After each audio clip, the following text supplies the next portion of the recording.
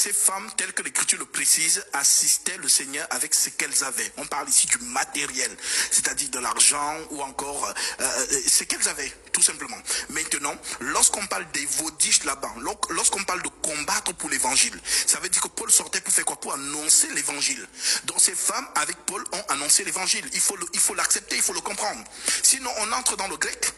Donc ne dites pas des choses où vous allez vous-même, comme vous, je ne sais pas si vous êtes branamis, je ne sais pas dans quelle obédience vous êtes, où justement vous voulez réduire la femme comme si elle n'était pas en Christ. Voilà pourquoi tu bégayes. Lorsqu'on te demande est-ce qu'elle est lumière du monde, tu dis d'abord non. Après tu dis que tu t'es trompé, maintenant tu dis oui. Alors comme tu as dit oui, c'est bien. Alors sache donc aujourd'hui que la sœur en Christ, elle est chrétienne comme toi tu es chrétien. Maintenant, comme tu dis que tu m'as suivi, j'ai donné ici 1 Timothée chapitre 2, où l'apôtre Paul dit, je ne permets pas à la femme d'enseigner. Nous sommes ici dans l'église du Christ. J'ai donné 1 Corinthiens chapitre 14, où on dit que les femmes se taisent dans les assemblées. C'est clair. Donc tu ne peux pas dire que tu m'as suivi. Et lorsque maintenant on vient dans l'évangélisation, voilà pourquoi je t'ai dit qu'une femme, au même titre de l'homme, a le droit d'apporter la parole à un païen. Pour que celui-ci justement vienne au Christ. Et tu as pris la femme samaritaine en disant que non, tu veux jouer avec les mots. Elle allait témoigner, ainsi de suite. Que ce soit le témoignage, que ce soit parler, c'est la même chose. Elle a parlé de Jésus aux gens qui l'ont justement entendu. Et ces gens étaient curieux de savoir où est-ce que justement elle a vu cet homme. Et c'est comme ça qu'elle amène ces personnes à la source.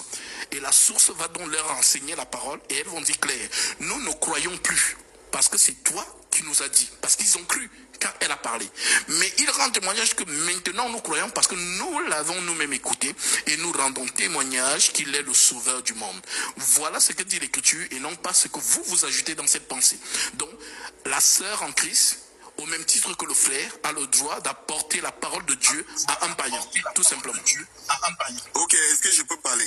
Vous avez dit qu'on joue avec les mots. Quand vous dites que combattre, le même combat, ça veut dire que évangéliser. C'est ce que vous dites, vous. Dans le contexte... Vous avez parlé... Vous savez quoi? Relisez vous-même encore. Vous savez quoi? Philippiens chapitre 4, verset 2. Philippiens chapitre 4, verset 2. Frère, oui, je vais lire, je continue, je m'explique aussi.